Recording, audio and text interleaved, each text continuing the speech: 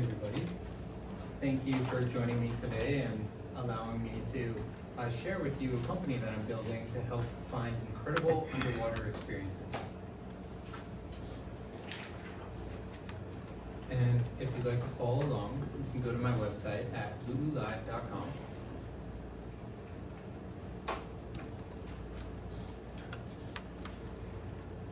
And just as a quick icebreaker, you should have all received a fish species. And so just like in the ecosystem, you have to find your food to survive. And so somewhere in this room, you might find your food. And if you find your food, then you win. You and your prey both get a raffle ticket and you could win a prize. So I won't be offended if you guys are kind of mingling while I give this presentation. I think it's a small enough group. So yeah, feel free to do that. Oh, and I played this game a couple times. I'm the author of it. And one complaint that I've gotten is, well, why is the food for the bottom of the food chain, the algae, like a really big species, like a orca whale or something?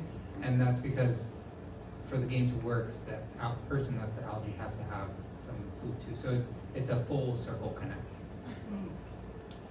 So yeah. I'll give you guys just a couple minutes to see if you can find your food. Algae.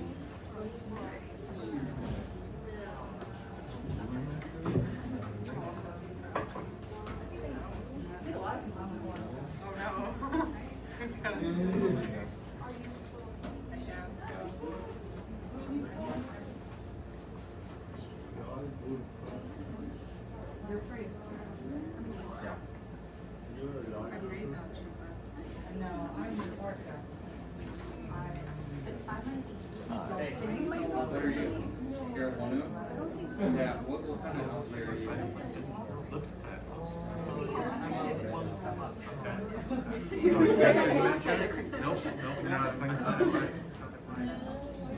It just says algae. I mean, not that.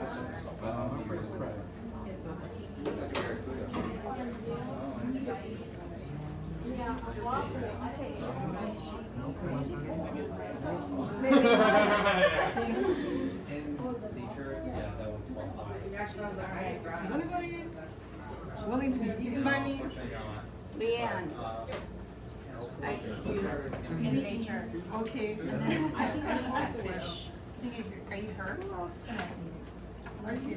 It's fine. He's an agent, yeah. This Lincoln, right? She eats Yeah, I think I am. Yes, it is. I'm looking for a bull shark. What can I eat right now? I think you can eat lots of things. You can eat most things. Yeah, because my price is dolphin. Wow. Oh, it says it? Done. Right? Is that not how we're playing? I think that's correct. I see. Yeah, I think mine does there might be some As my food source. Can I eat a whale? Like, can I eat your turtle? I'm gonna, because I don't these know. cards I don't like seals and stuff. has another chance. You are the one that either a seal or a shark. Yeah, that's why either a seal or a shark. I mean, they eat fish, so. Find your prey. I was expecting more people, so now you can be more than one species. Oh, okay, wait. Wahoo! Okay, cool. Okay. Double chance to find it. Merge with. Okay. Who wants to be symbiosis? Oh, nice. Yeah. You guys win. You win here. I don't know what Oh, I eat. There you go. Well, that was Yes. Yeah. And I did. Yeah. But I knew you needed this, so I came. looking right for you. Do you have tuna? Is that green or yellow? I'm not quite sure. No, you're for. Yeah. What's tuna? What's that? Well, actually, I eat This one is. Yes, I love it. Okay, I found both of them. Nice. Okay. So I owe you 1 and you 2, or you owe both of you 2. Yeah, and Let's go on. Oh, yeah. Yep. Here, I got you. Oh, and we're also. How are you? We're all winners. In the way here. You're looking for your prey or your private skill.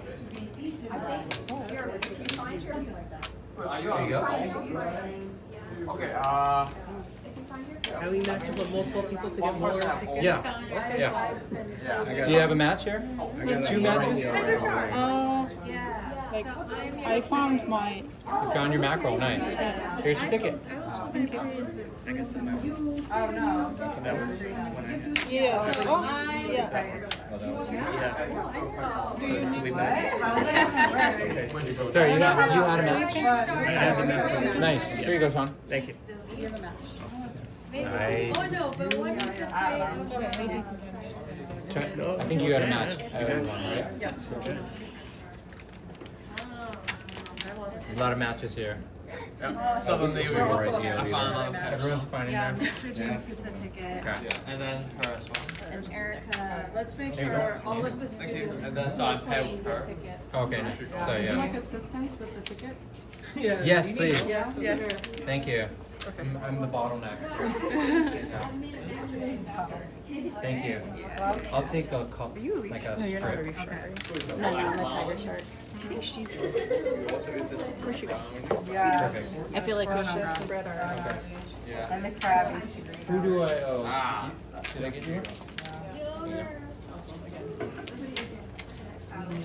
Who is the flat mouth? Have you gotten the ticket? Oh, no, so. You can do it. Yeah, that's really Oh, perfect. Oh, I'm an I think once you've been found, or you have found your, and you've got your ticket, you can come put these on the table. We got it? Yeah, that's perfect. You know it. Great. Oh, perfect. Oh, great. Exact match. Nice. Can I have your cards? Okay. You can put the cards It's a on the black card. model, so you got black model. So it's a model. Here's a ticket. Yeah. Does anybody else need to? So Does I'm anyone else need a your, ticket? Yeah, you I'm are your mine. prey, Yeah. and then. So this I am your prey. I guess leave this. Thanks. Alrighty. Yep. I think I did. I think we're. I got a question. Cool. So, Are we all set? I don't think it was a is that praise black model, and then she got black model, so I'm not a ticket. I have eight. Huh? So I'm not home. Actually run out.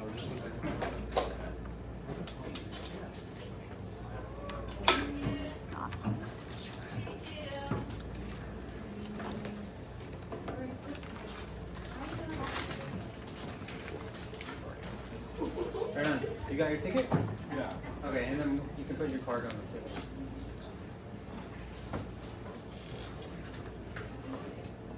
Thanks, everyone. Thank you for participating in the hunt fish game. Hopefully you guys met someone new today. So before I begin, I just want to introduce myself a little bit and the problem that I'm trying to solve with LuʻuLive.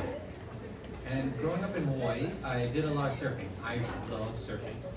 And I had the luxury of using tools like Surfline and Surf News Network to pick which days I would go out so I could get the best waves. And in the last couple of years, I had a friend show me around diving, and I got addicted to diving. I was also doing a graduate program at the same time. So I got really busy, and I had to figure out like when to go out when the diving was good and do my homework when the diving was bad. And I just really craved those days when it was crystal clear, but I wanted to avoid the murky days where I couldn't find the fish and I actually was kind of scared because I couldn't see what was in the water. And so I decided that divers need this. Like, surfers get everything and divers have nothing. So it's not fair. And I wasn't the only one that felt this way. I'm in a Facebook group locally, and this is just a screenshot of one morning in one group on one island. And like Ariel's asking, how's Electric Beach today? Ola is also wondering. Nicholas is speculating based on the wind and waves. And Cameron wants to know how Makaha is. Hannah wants to know how the east side is. So, common theme here. And again, this is just one sample. There's 6 million divers across the world. So I built this. LuʻuLive, we're in beta form right now. It's heavily Surfline inspired, but we have the top sites with a color-coded system to predict whether it's good or not. And then it also shares some wind and wave data. But more importantly, we have some footage to show the surface conditions, which can impact your entry and exit, and also the underwater conditions. If you double click into a dive site, you can see the weekly forecast. So if you're like me, you're planning ahead when you can go with your friends. It'll give you some data about the conditions, like the swimmability. Is there a high tide, or are there high surf? Is there light winds? All the things that will impact your experience. And also, I got a lot of feedback that a lot of divers are diving for the marine life. So you want to know what you'll have a chance of seeing. And so I have some of the marine life showcased here. And to work on this company, I found that there's several different categories that help to contribute to the quality of the product. And the first is oceanographic. And I think that makes sense because what we're trying to do is anticipate what the ocean will be like. And so there's a track that I personally follow that I can speak to. And then to kind of distribute this knowledge about the ocean, we have to have good software. Because we're interacting with the software on our phone, and that's how we access this data that ocean minds like myself try to impart on the community. And behind the software is the sensors that's collecting data and telling us whether it's a high surf day or high wind speeds, or there's a lot of light in the water column, or if it's a murky day. We're depending on a lot of the technology on the ground to feed us the data that can then be distributed on the software. So that's another track that or skill set that's valuable to building this product. And also product management. So what this is basically if you have a vision for what you want to put out to the community in terms of the product, there's a very strategic plan. Not that there's one answer, but a product manager might have a very specific strategy for how to put that out, and that would be to maximize the survivability of the business. So kind of to contrast some of the more sciencey and engineering focused skill sets, there's also some business and operation roles that would really contribute to LuʻuLive. And so when you're thinking about what kind of paths to take or what classes to take here at KCC or in your educational career, I think a STEM program in general is a good foundation for getting into these more specialized tracks later on. So a lot of the core requirements are common across physics, biology, math, the beginning courses of engineering. Those are all great starting points for any of the top three more ocean science engineering tracks. And then for the business stuff, that also benefits from STEM because you're using quantitative skills to make decisions based on what will be a profitable business model. So if you're here today, that's a great first step. Okay, so I want to get a little bit more specific on what makes this product work. And to do that, I'm going to describe some of the patterns that I've noticed as a diver and a scientist about what I expect when I get a forecast about the environment from the wind, wave, tide, climate, and how that impacts visibility, because visibility isn't tracked, which was the reason why we came up with the product. So we had to use the data that's out there to give people a prediction of what's not out there, which is the visibility aspect. And that is what I envision to really make this product novel and kind of serve this underserved community of divers by giving them eyes underwater, if you will. So the first condition is wind. And the thing about wind is we don't like it. As divers, we don't like it at all. And so I have like a happy turtle in the right corner and an angry crab at the bottom corner to signify what divers like and what divers don't like. And so what divers do like, if there is wind, we like to be in the wind shadow. So this schematic on the top right shows the wind going over the trees, but the trees actually providing some shelter. So happy turtle's in the wind shadow, which is protected from the wind, and it's going to provide calmer water. But if you're where the angry crab is, and the wind's blowing directly on the surface, you get a lot of surface chop, and that tears it up, and it makes it really uncomfortable to be in the water. And maybe if you spend some time in the water, you've experienced this yourself. And on an island scale, you may have heard or experienced that the west side frequently has much calmer conditions overall, and that's because the Kohala Mountains going across the central Oʻahu area here is providing a giant wind shadow for the entire west coast of the island. And most often the trade winds are coming from the northeast, so these mountains are blocking that wind flow. And this is a screenshot of the wind speeds where the cooler colors represent the calmer conditions, and then the warmer colors represents the more turbid, higher wind speeds. And so the other pattern that I noticed that is widely accepted into the diving community is that if we do have wind, we much prefer offshore winds, and we like to avoid onshore winds. And that's because the onshore winds are kind of enhancing the waves as they're approaching the shore, and that's making it just a lot more violent of a climate to be in. And the offshore winds, conversely, are kind of negating the waves coming in, so they're pacifying and kind of deleting the energy, if you will. And so again, happy turtle on the offshore conditions, angry crab on the onshore conditions. And so for this reason, we have areas like Waikiki, and also we talked about the west side, that always have, almost always, in trade wind conditions, offshore winds. And for those reasons, they're very consistently calm and very swimmable and friendly for divers. And if anyone wants to stop me for questions, by all means. So there's two kind of wind patterns that I noticed and I wanted to incorporate into the product.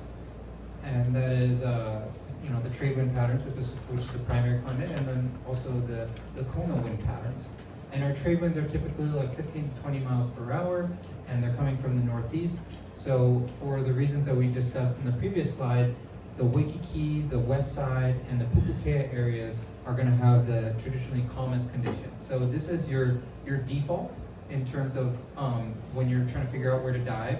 If you don't know where the conditions are, you can bet on the most common conditions and go to one of these places. Conversely, if we have like a storm or something, and it gets calm before the storm, we call that Kona wind, where the winds shift and they come from the south. And when they come from the south, then there are new zones that open up for offshore conditions, which the divers like.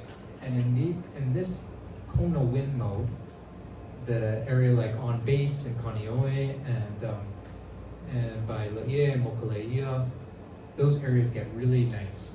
So if you do happen to catch one of those days, it can be a treat because you can check out a new zone that's normally not as accessible or friendly.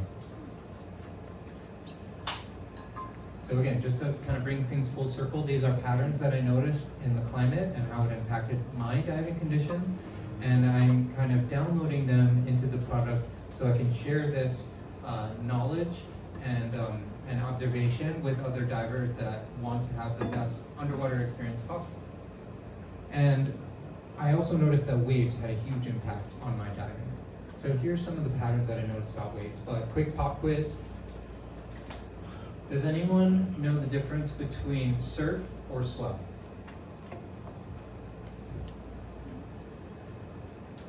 Swell is in the open water Say more. and surface on shore. Yeah, that's exactly right. So in the left photograph over here, I have a heat map of a storm kind of brewing from the Southeast Asia area, and it's traveling north towards Mexico, and that is a swell. And that swell can be tracked like more than a week in advance, and the surfing community is forecasting that it's going to have a specific wave height and energy when it hits the shore. And so we care about that from a planning perspective, but when it comes time to get in the water, we care about the surf, because the surf is what we're going to be interacting with when we're swimming in the water. And there's a process of wave transformation between the swell as it approaches the shore, and all that energy in the deep ocean is being compressed as it's running up the shoreline, because Oʻahu was at one point a island volcano, and so it's running up that mountainside, and all that energy is crashing on the shore, and divers don't like that. So we try to avoid white caps, we try to avoid any signals of surf, but everyone has a different threshold for what they're comfortable with. With my surfing background, I'm okay getting rocked a little bit around, and someone that's getting into ocean sports for the first time might prefer calmer waters. And even if you're comfortable, there's a element of or impact on visibility. So I may be comfortable in some ways, but if I can't see anything, I'm not going to have a good time underwater. And if you wouldn't mind playing the video. Oh, I guess that's my idea. Is it? No? Okay.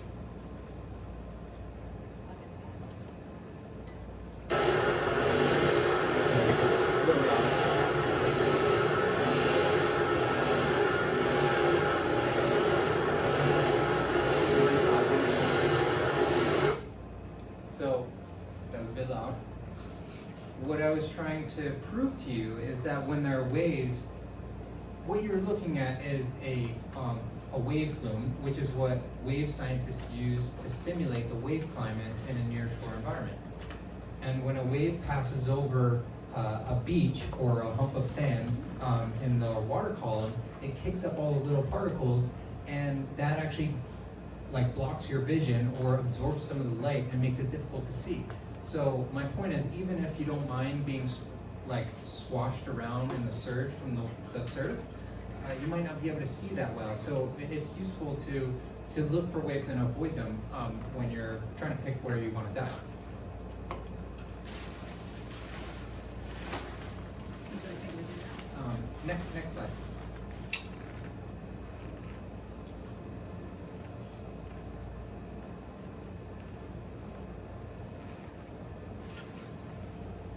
So there's wave models. Oh my Oh, gosh. I got it now. Yeah, you got it? Yeah, Okay. thanks. So this is another pop quiz. But before I get into the quiz, there's wave models and then there's cameras. And the thing about video footage is, well, a picture is worth 1,000 words, where a video is 1,000 times more powerful than that. So if you're gonna dive in an area where there's camera footage, then you're at an advantage from a planning perspective, because you can see everything that's going on. Well, at least everything above the surface. And when I look at this footage, and I've been doing this for a while, I see a lot of things that tell me a story about what I would expect when I get in the water. And so I'll take 3 guesses from the audience here on details that they notice in this photo, which is a paused video and how that could impact their diving experience. Does anyone want to take a guess?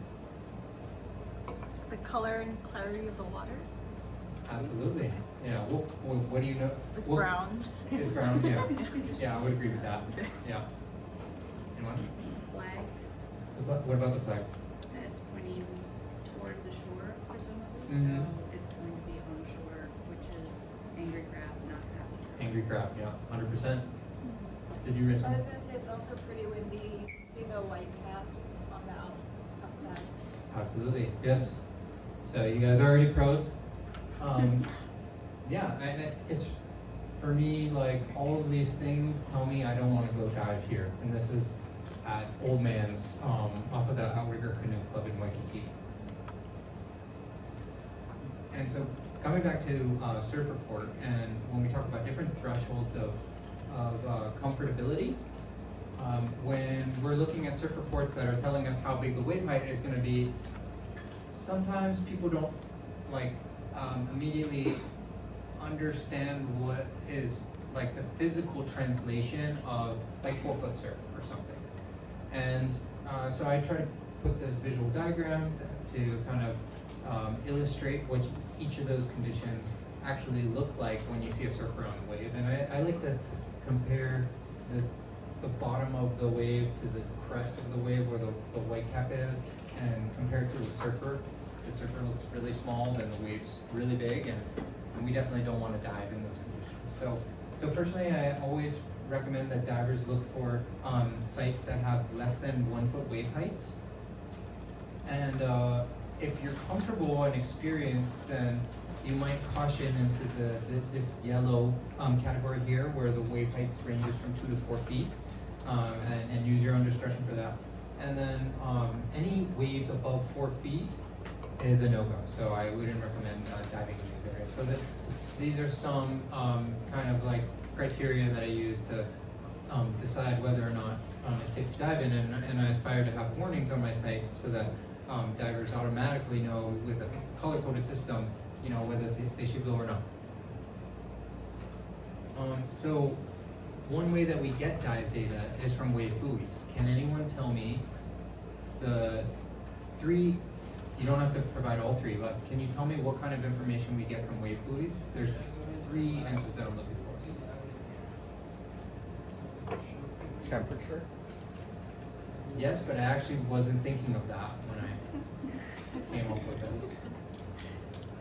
Swell height? Swell height or wave height, yep. Frequency? Frequency, otherwise known as period. Yeah. And one more. It's swell direction. And so, if you've never seen a wave buoy, this is what it looks like. PAC-IOS is the Pacific network of observation in the ocean that is giving us data around the Hawaiian Islands and the Pacific Ocean in general. And they are a sub-organization of NOAA. And so, yeah, we get a lot of like wave planning information from these wave buoys, and it's publicly available, and I have it integrated into my website. So now I'm going to give a very brief overview of tides and currents, but before I get into that, I just want to say that this mystery to me and how tides and currents impact the diving experience is that causing I echo? think that might be. Okay. That is, it's a mystery that I haven't solved yet, and I aspire to solve it, but I found that it's very site specific. So some divers may say, oh, China Walls is really good on a high tide, rising.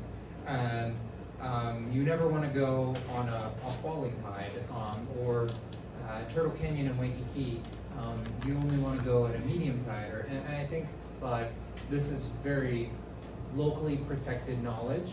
And I think it's going to be very difficult to crack from a scientific perspective, but with a lot of effort, I think it's worth it to help people figure out where the good diving is. And so just a brief overview.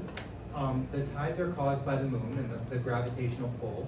And so we have a high tide and a low tide occurring almost every day. And Hawaii tides have a plus or minus 2 foot variation, which is very different than some of the other parts of the world, like New Zealand, where they have a plus or minus like 15 foot tide variation. So when the tide rises, the water is rushing into the shore. When the tide falls, the water is receding away into the deeper ocean. So that intensity of the rise and fall will impact how strong the current is, which can impact your swimmability. So regardless of the visibility, if you're swimming in a strong current, you're going to get really tired. And if you're fishing, it might be hard to aim at the fish. Or just from a safety perspective, if you can't manage your stamina in the water, then you're more likely to be at risk. So this is something that we want divers to be cognizant of. And just another view of the tide. Basically, it's a changing of the water level. So when the tide is rising, the entire water level from offshore to the nearshore area is rising, and if there's nooks and crannies and bays, that water is filling in, and that current is rushing toward shore, and then by contrast it's rushing offshore during the low tide because it's all just lowering. And this can have all kinds of effects on the marine environment, including where the waves are breaking, and also where you're exit and entering into the water. So if you're used to casually swimming into your favorite dive site at a high tide, you might not have that luxury on a low tide because you're awkwardly walking on coral before you can jump in with all your gear. So it can be very site specific, but it's worth paying attention to. And tides are related to the currents. We talked about that, and currents will drag sediment around the nearshore area, and that sediment, just like we talked about with waves, can get in the water column and in your vision area and make for poor or good visible conditions.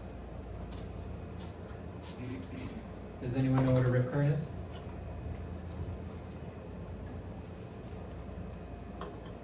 The water being pulled back out to the ocean. Mm-hmm. So the answer was water being pulled back out to the ocean, and the way we kind of anticipate where these rip currents happen is they're usually between breaker zones. And so this is just something that we want to caution divers before they jump in. From a safety perspective, it can be really dangerous to get caught in a rip current because you're getting ripped all the way out to sea, which is definitely not where you want to be when you're finishing your dive. In general, we can avoid this if there are no breakers around. So if you're avoiding waves, then you can avoid some rip currents. But if you are chancing it, which I don't recommend, and getting in a kind of turbulent area, this is something to watch out for. And I always recommend, if you're caught in a rip current, just swim with it. Don't try to fight it, because nature will always win. And you'll eventually cross shore and come out the other end. So the other thing I want to talk about is the rainfall, because rainfall can impact your diving experience as well. The thing about rain is it pushes sediment from Mauka down into Makai. And that can be a very brown experience, which you don't want to participate in for many reasons. One of which is your health. And the public health department of the state of Hawaii puts out brown water advisories, which we are pushing to our website to make sure all our divers are aware when there is a brown water advisory at your favorite dive site, because you can get sick when there's a lot of pollutants on land that you're not meant to be swimming in. So that could be animal feces, agricultural fertilizer, wastewater chemicals. It's not natural. You don't want it in your system. And furthermore, it's just not a quality experience. You're not going to be able to see anything, and because all the sediment, for the reasons that we discussed before, is going to cloud your vision. So here's another warning that we want to push to people on our platform, so that the community is aware before they're diving. And all of this is in service of your swimmability, but also underwater visibility. And I put a particular emphasis on underwater visibility because there's no one out there that's telling divers today what the visibility will be like. There might be some veteran divers that have their own system that they keep up here, but we want people to really enjoy the ocean as much as they can. So with that, I'm trying to understand all the patterns that we discussed before and then implement that into a platform that's available to everyone. Well, what is visibility? Well, it's basically as far as you can see underwater. And the way it's defined in the water quality community, because water quality and water visibility are heavily intertwined, it's basically how the distance you can see an object. And it's easier to see a bigger object, so if we just define like a fish, for example, if that diver can see that fish 10 feet away and not any further, then that is the visibility there. If the water is dirty, then it's harder to see, and he may not be able to see that fish unless it's only 5 feet away. And that could be because, well, many reasons, and a lot of them are a mystery for me, but one of the things we know is that sediment in the water absorbs the light that could otherwise be used for your vision. So we prefer clear, pure water if we have a choice. And I believe we do. So another word synonymous in the public health, water quality community is turbidity. And turbidity is impacted by all the natural cycles that we talked about previously in this presentation.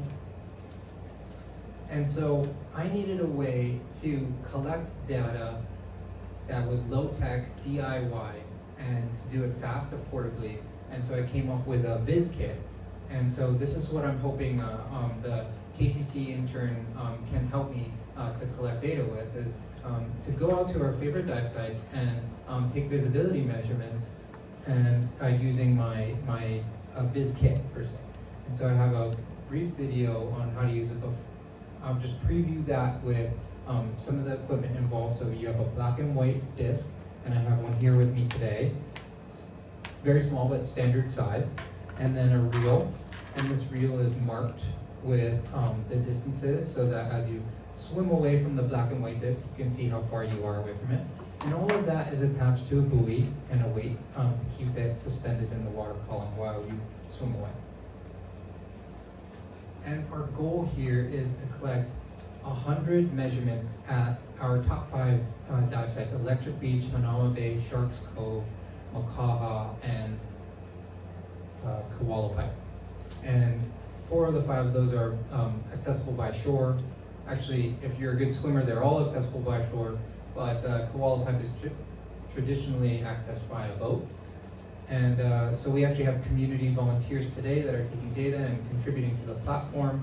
I have an incentive program that if you want to get started on this now, you can actually get paid for taking measurements and sending it to me.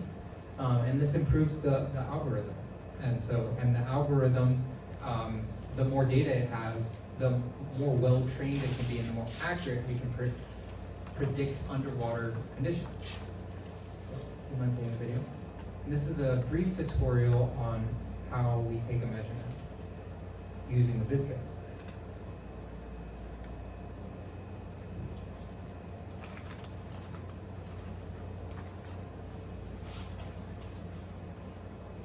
Hey, this is Matt. We're here with LuʻuLive at Electric Beach, and we're going to take a visibility measurement today. The more data that we can get, the better our prediction model will be to anticipate how good the visibility is. So I'm going to show you my setup here. Okay, pause here for a super quick preview. The goal is to measure the distance between the diver and the black and white disc. The equipment needed is a black and white disc, a reel, a weight, and a buoy. So this is our buoy. The most important part of taking a visibility measurement is our highly visible object. It's just a black and white square. And then I also have a reel here attached to the back from the buoy, and it's gonna hang down in the water like so. I'm gonna add a weight to this so it keeps it taut. And I'll take my reel, just disconnect it from the back here, and then connect this clip here to the D-ring on the center of the disc. And then I will unlock it and unravel as I swim away from the disc. You'll see it when we're in the water. But we'll stop when we can't see the disc anymore, and it's about 115 feet long. there's markers on here that tell me how far I am from the disc. When I get to that point, I mark the time. I got my watch here actually on my buoy. We're all ready to go. Now we're gonna jump in. It's a beautiful day. And yeah, thanks for joining us. Hey, we're in the water now. And I always make sure to pick the same spot so I'm consistent with the location. But the setup that you saw in my car earlier is all right here, so good. And then I'm gonna add my weight to the short line here, unattach it from the clip, and add this, drop it down.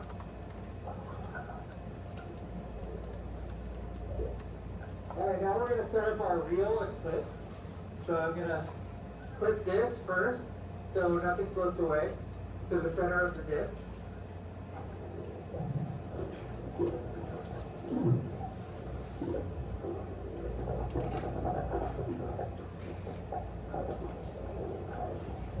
Alright, we're all set up now. The fun part is I'm going to record this, so I have the disc in the frame the whole time.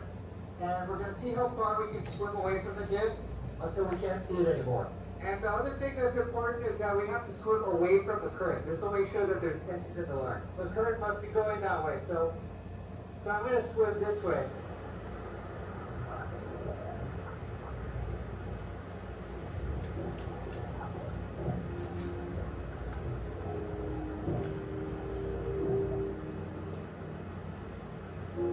We're 30 feet away now.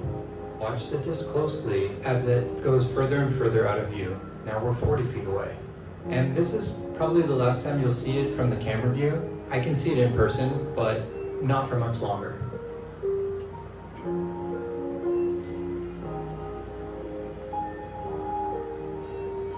And now we're at 50 feet from the disc, and it's just barely out of view. All right, so I can't see the disc anymore. It just went out of view. I'm a little bit past the 5th marker, so we're going to call it 53 feet of visibility. I'm going to check the time on this video, but that'll be a data point that goes into the algorithm. We're pretty much done here taking a visibility measurement.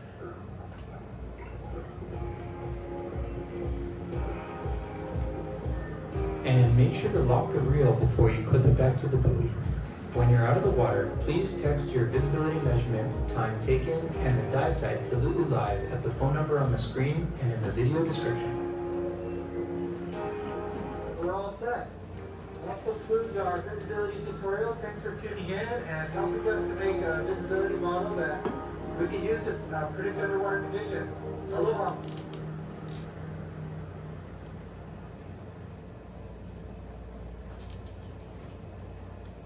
Great, yeah. So thanks for watching the tutorial. If you're interested in doing an internship for LuʻuLive, you can expect to be in the water a lot. We need a lot of data. And for someone who's interested, there's a data analytics component who that specific individual will help us to build a better algorithm that maximizes the utility of the dive data that you collect. So yeah. You can get started now by reaching out to me. Again, my site is LuʻuLive.com, or you can check out our Instagram at LuʻuLiveDive. And yeah, that's all that I had today.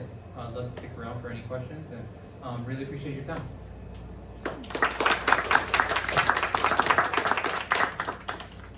do have a question about target. Are there specific reason you choose white and black instead of maybe some other more colorful combination like orange and white? Yeah, absolutely. And I didn't come up with this myself. The water quality community, who is typically more invested in public health and trying to make sure that people have clean water to drink, use this thing called a seki disc. And I have a square because squares are cheaper than circles when you're buying them locally. But it's black and white because it's a high contrast. And the way our eyes work underwater is we distinguish objects from the background. So like the worst possible color you could pick would be blue, because the water is blue. So it would be very difficult to distinguish the object from the background. But white and black is a high contrast to that background. So it makes the measurement process more sensitive to the distance.